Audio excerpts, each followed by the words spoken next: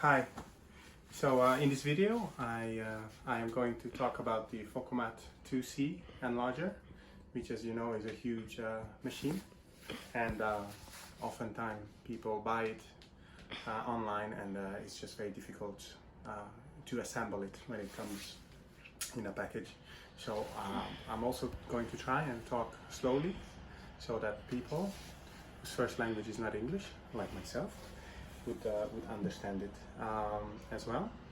So please bear with me. So over here, what I have, I will take the phone from my son, who's actually assisting me.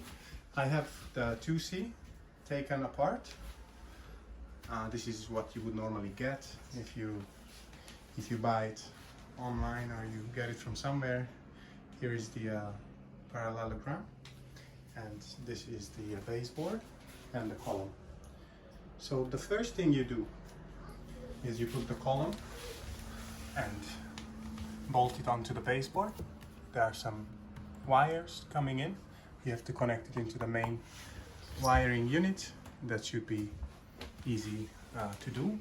And then the next thing you want to know is you want to decide the final place where you put the enlarger before you start assembling it, because it's so heavy that once you put it together, you will not be able to move it.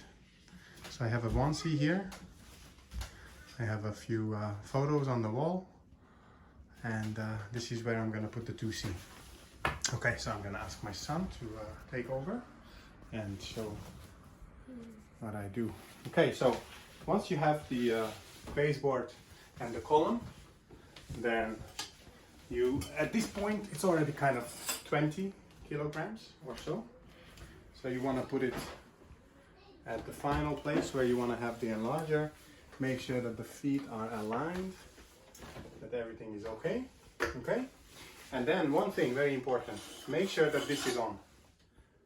If this is sent separately in another box or something, make sure you put it on first, because after we put the head, it will be very difficult. You will have to take it off again.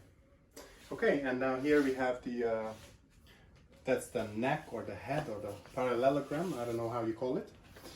Very important is make sure this screw is tight, absolutely, this knob, because the springs are very strong, and when you don't have weight on the top, then it can just kick up all the way, and that can cause some damage. So be careful with that.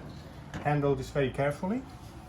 This is usually a two-man's job, but yeah, I've done it so many times, so I'll just handle it by myself. This is very heavy, also maybe 15 kilos. You lift it all the way to the top, and then you just start turning this, whatever you call this screw, and you just go all the way down. Before you find the final position of the head, just have a look of what kind of easel you're going to use. The 25mm is what I have, because you'll have to set it up accordingly, and there is also 30mm high easel. So this is about the height of the easel, because the autofocus will work correctly if you align that properly. So I'll just have to drop the head, or the parallelogram as they call it. It takes a bit of time. And then, again, make sure that this guy is tight, because you don't want the whole assembly to go up. Alright, so when you have that, sometimes the ears, what you see here, they come separate. Then you would have to, with a couple of screws, you will just have to bolt it onto the main negative stage. Once you have that, the next thing that goes on will be the bottom half of the head. It has a little screw that you need to undo, and then it just slides on like that, and then you turn it and fasten it. Okay. The next thing is the condenser. Be very careful. This is a very important and expensive unit. You can probably see me upside down behind the glass. This guy goes in, not like this, but like this. with the handle pointing towards the back. And then you just drop it in like so. I hope I'm showing this correctly. And once it's seated, you just push the handle to the side. Now there are some screws here on the outside, if you can see. Sometimes those screws are too long and it will prevent the condenser to drop. So then you just have to undo them just a little bit, put the condenser, and then fasten these again. It depends on the enlarger. Then we have the negative carrier that we can just install. You don't really have to, but I do at this stage. Then we have the lamp, or the top unit. Make sure the white dot is facing forward. Okay. You know what? Before that, my enlarger comes with the optional filter drawer, so I would have to put this in through the head. This is very rare, so yours probably don't have it. If you do, then put this in, and then the head comes to the top. Again, white dot facing forward. You see that, and then you put the plug in. Okay, now we have two more things to do. That's the POV10 cable, as they call it. This is kind of like a quick release. This is what helps move the cam between medium format and large format. There are two sides to this. The first one goes in here.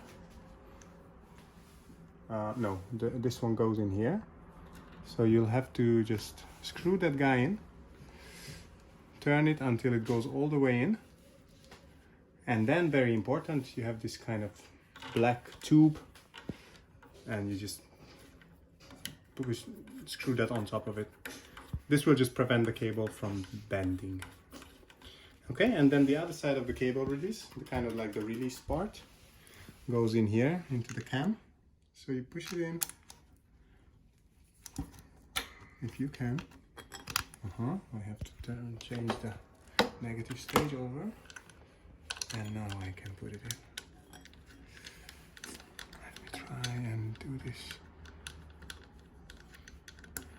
Okay, got it.